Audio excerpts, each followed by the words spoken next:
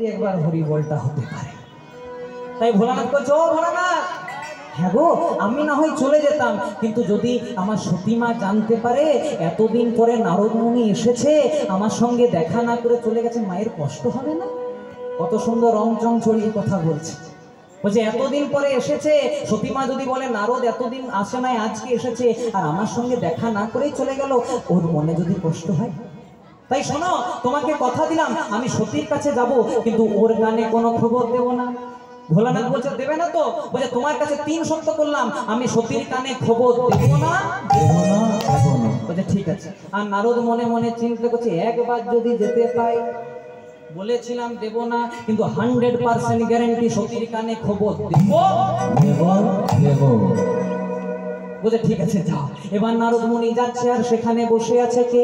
বলে বসে আছে দক্ষবালা, ত্রিনয়নে করে বসে আছেন দক্ষবালা, ত্রিনয়নে করে আলো মাগো মাগো।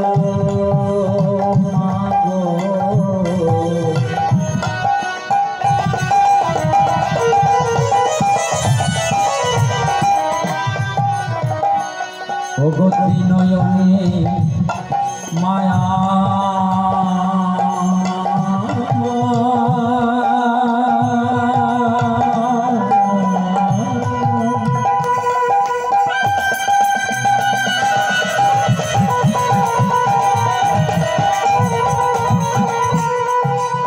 হে জগৎ জননী মায়া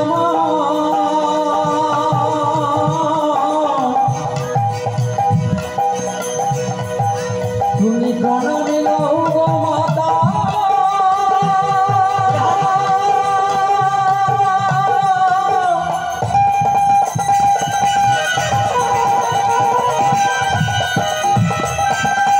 প্রণামে তব চরণে মা মা মা মা গো।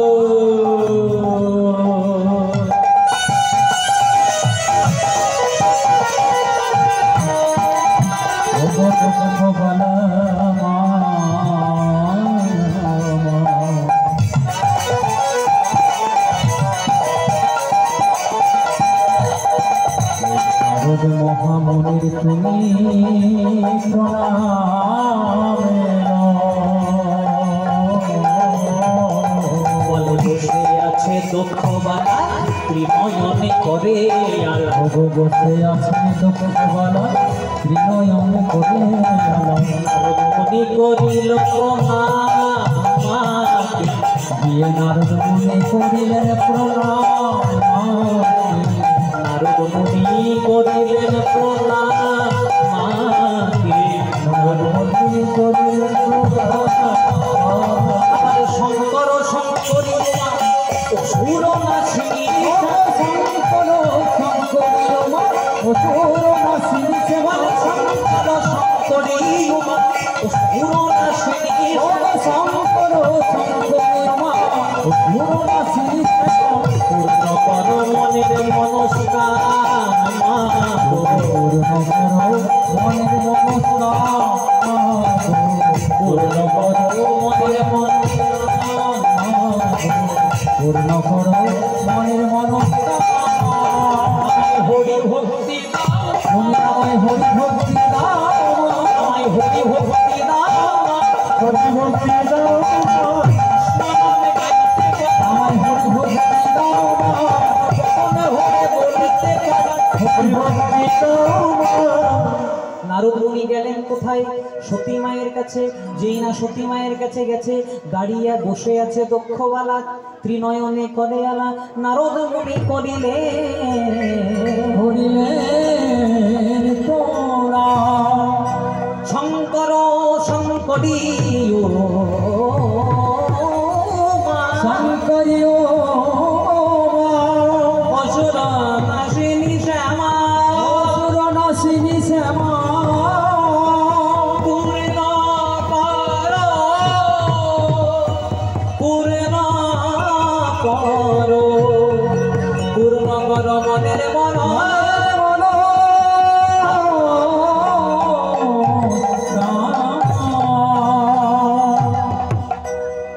প্রথমে নারদ মুনি এসে করলেন কি না, আজ পার্বতীর চরণে প্রথমে প্রণাম নিবেদন করলেন। কেন? কারণ নারদ মুনি জানে যে যদি কিছু পেতে হয় তাহলে কিন্তু এখানে মাথাটা একটু নত করতে হবে। ওই যে আপনাদেরকে আগেই বলেছিলাম, যারা পিতামাতার চরণে মাথা নত করতে শেখেনি, যারা গুরুজনার চরণে মাথা নত করতে শেখেনি, যারা ব্রাহ্মণ বৈষ্ণবদের চরণে মাথা নত করতে শেখেনি, তারা কিন্তু কৃষ্ণ কৃপা থেকে অনেক দূরে অবস্থান করে বাবা। এই যে মাথা নত করলে ভগবানকে পাওয়া যায়, তার একটি যদি উদাহরণ বলেন, সেটি হলো যুধিষ্ঠির মহারাজ। কাল থেকে হবে কুরুক্ষেত্রের যুদ্ধ, খুব মন দিয়ে শুনলেন না, কাল থেকে হবে কুরুক্ষেত্রের যুদ্ধ।